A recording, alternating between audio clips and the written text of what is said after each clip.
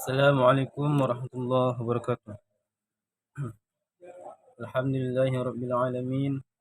Wassalatu wassalamu ala asyrafil anbiya'i wal mursalin wa ala alihi wa ashabihi ajma'in. Amma ba'd. Allahumma salli wa sallim wa barik ala sayyidina Muhammad wa ala ali sayyidina Muhammad. Baiklah, yang pertama-tama marilah kita bersyukur. Yang pertama, segala puji hanya milik Allah Rabbi. Segala zat yang maha ghafur, zat yang maha syukur, yang telah memberikan beribu-ribu nikmat pada kita yang tidak terukur, yaitu nikmat iman, nikmat Islam, yang mana sampai detik ini Allah berikan kepada kita nikmat untuk mempercayai dan bahwasannya hanya Allah lah yang patut disembah. Tak hanya itu, Allah juga memberikan kepada kita yakni nikmat kesehatan, mana Allah berfirman, wa in ta'uddu ni'matallahi la tuhsuha. Kalau kalian ingin menghitung nikmatku, sungguh kalian tidak akan sanggup. Kemudian Allah juga berfirman dalam Al-Quran, yang mana bunyinya, la in syakartum la azidannakum wa la in kafartum inna azabi lasyadid. Kata Allah, jikalau kalian bersyukur atas nikmat yang aku beri, saya akan aku tambah. Tetapi jikalau kalian kufur atas nikmat yang aku beri, saya azabku sangatlah pedih. Seandainya lautan yang ada di muka bumi ini Allah jadikan sebagai tinta, lalu pohon-pohon Allah jadikan sebagai penanya, dan dedaunan Allah jadikan kertasnya, niscaya itu tidak akan cukup untuk menuliskan nikmat-nikmat Allah yang telah Allah berikan kepada kita.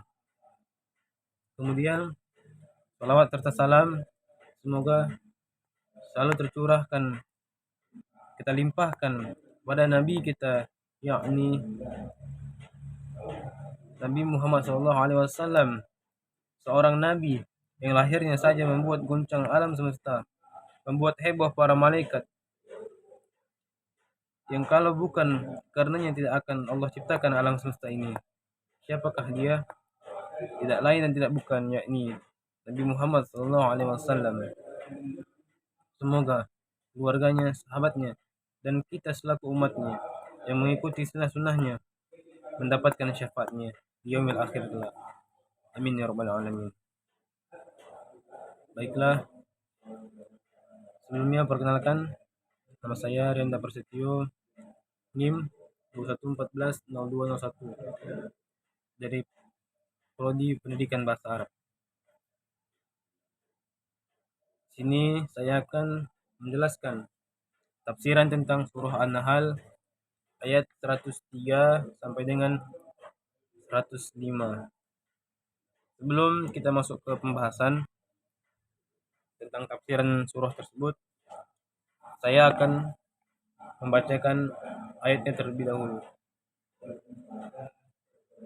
A'udzu billahi minasy syaithanir rajim. Bismillahirrahmanirrahim. وَلَقَدْ نَعْلَمُ أَنَّهُمْ يَقُولُونَ إِنَّمَا يُعَلِّمُهُ بَشَرٌ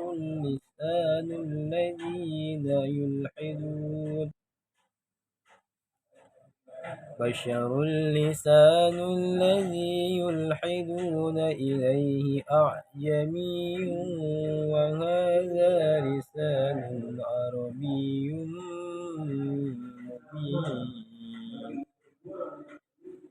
إن الذين لا يؤمنون بآيات الله لا يهديهم الله ولهم عذاب أليم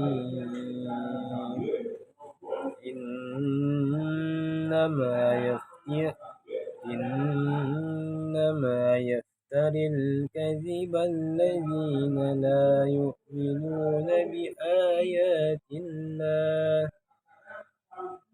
يؤمنون بآيات الله وأولئك هم الكاذبون.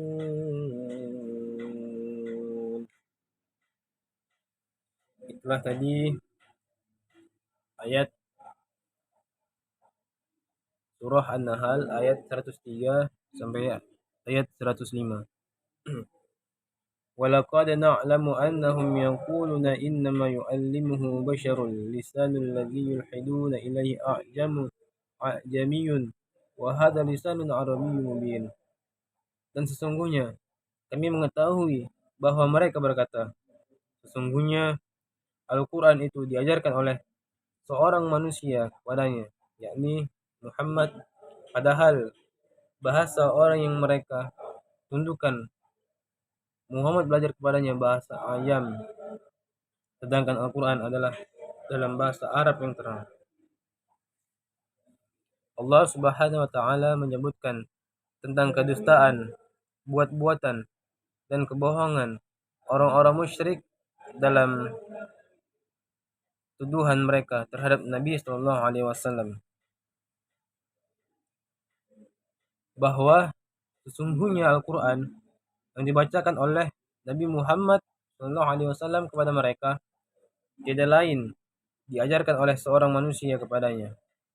Lalu mereka mengisyaratkan kepada seorang lelaki Ayam yang ada di antara mereka, yaitu seorang pelayan milik salah satu puak dari kabilah Quraisy. Lelaki itu seorang pedagang yang menjajakan barang-barangnya di sofa. Ada kalanya Rasulullah SAW duduk dengannya dan berbincang-bincang mengenai sesuatu hal. Padahal orang tersebut berbahasa Ajam, tidak mengetahui bahasa Arab, atau hanya mengetahui sedikit bahasa Arab, menyangkut keperluannya yang darurat untuk berkomunikasi. Karena itulah Allah Subhanahu wa Ta'ala membantah tuduhan tersebut melalui firman-Nya. Lisanul ladzi yulhiduna ilaihi a'jamiyyun wa hadza lisanun arabiyyun mubin. Padahal bahasa orang yang mereka tuduhkan kepada Nabi Muhammad belajar kepadanya bahasa Ajam, sedangkan Al-Quran adalah dalam bahasa Arab yang terang.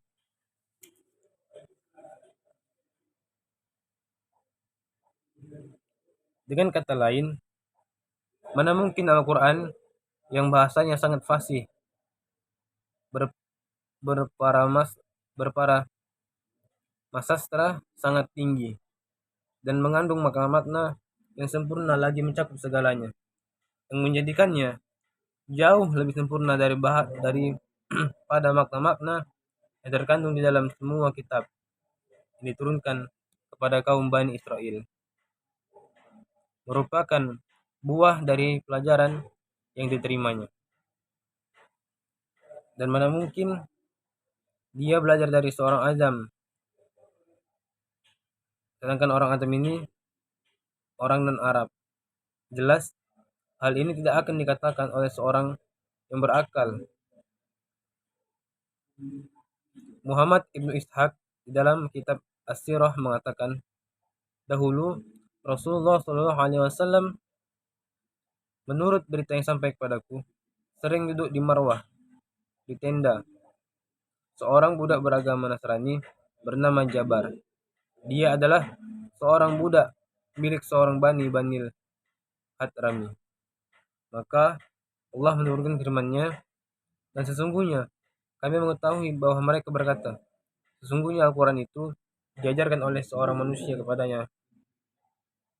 Padahal bahasa orang yang mereka tuduhkan Muhammad belajar kepadanya bahasa Ajam, sedangkan Al-Quran adalah bahasa Arab yang terang. Hal yang sama telah dikatakan oleh Abdullah ibnu Katsir dari Ikrimah dan Qatadah sebutkan bahwa nama budak itu adalah Ya'ishi. Ibnu Jarir mengatakan, telah menceritakan kepadaku Ahmad ibnu Muhammad At-Tusi, telah menceritakan kepada kami Abu Amir ibnu Tuhman dari Muslim ibnu Abdullah Al-Malay dari Mujahid dari Ibnu Abbas mengatakan bahwasannya Rasulullah Shallallahu Alaihi Wasallam pernah mengajarkan kepada seorang penyanyi di Mekah, namanya adalah Bal'am. Padahal dia berbahasa Azam. Orang-orang musyrik melihat Rasulullah Shallallahu Alaihi Wasallam sering mengunjunginya. Lalu mereka mengatakan, sesungguhnya dia diajari oleh Bal'am.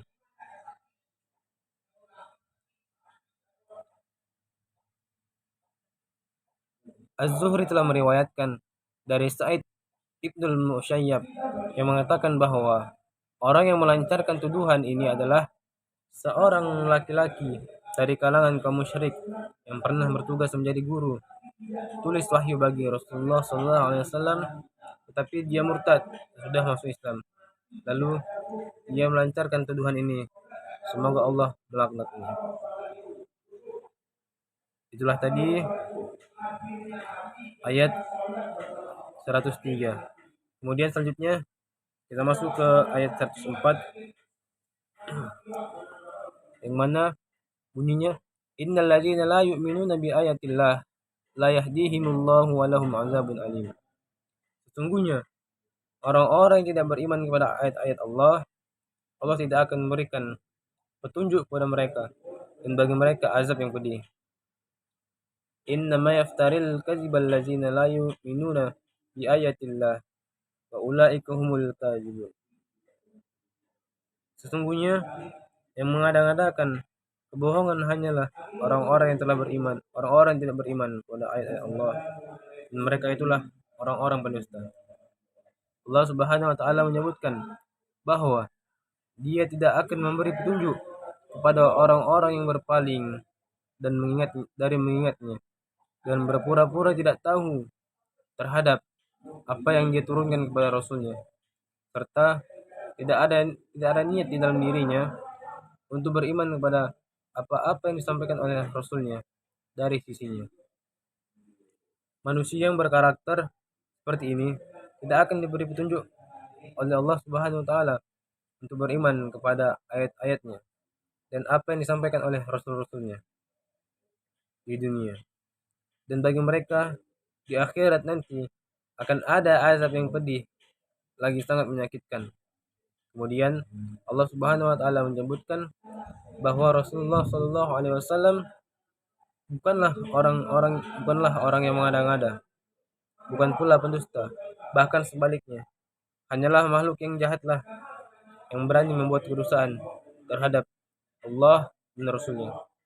Mereka adalah alladzina la yu'minuna bi ayatillah, orang-orang yang tidak beriman kepada ayat-ayat Allah. Dari kalangan orang-orang kafir dan orang-orang ateis yang terkenal kedustaannya di kalangan manusia, utusan Allah yaitu Nabi Muhammad SAW adalah seorang yang paling benar, yang paling bertakwa, serta paling sempurna ilmunya, pengalamannya, imannya, serta keyakinannya. Dia terkenal dengan kejujurannya di kalangan kaumnya. Tiada seorang pun yang meragukan hal ini dari kalangan mereka, sehingga mereka memberikan julukan di antara sesama mereka dengan panggilan Al-Amin. Ketika Heraklius, Raja Romawi bertanya kepada Abu Sufyan tentang sifat yang dimiliki oleh Rasulullah, yaitu antara lain Heraklius mengatakan, apakah kalian pernah menuduhnya sebagai pendusta sebelum dia mempermaklumatkan seruannya? Kemudian Abu Sufyan menjawab, tidak pernah. Maka Heraklius berkata, tidaklah logis bila dia meninggalkan kedustaan terhadap manusia, lalu ia pergi dan berbuat kedustaan terhadap Allah Subhanahu wa taala.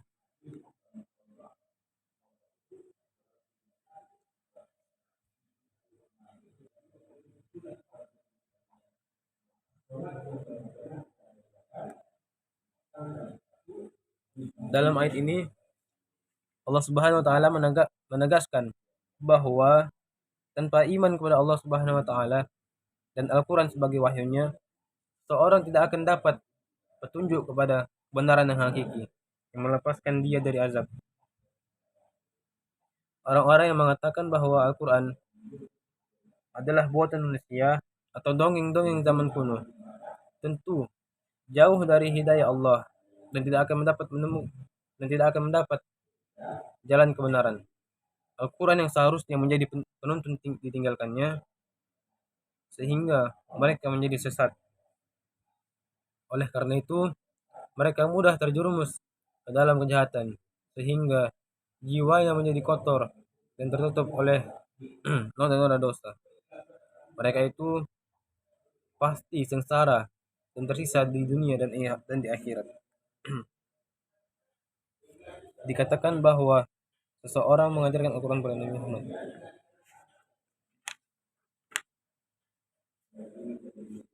Maka kesimpulan dari pembahasan kali ini yaitu tentang pendidikan keimanan, iman kepada kitab Al-Quran. Kemudian hal yang diajarkan adalah Al-Quran bukan buatan Nabi Muhammad, tetapi asli dari Allah Subhanahu wa taala yang diturunkan melalui perantara, yakni Jibril. Kemudian bahasa dapat dijadikan alat uji keaslian Al-Quran. Dan orang-orang kafir mendustai Al-Quran tidak akan diberi hidayah dan akan mendapatkan azab yang pedih.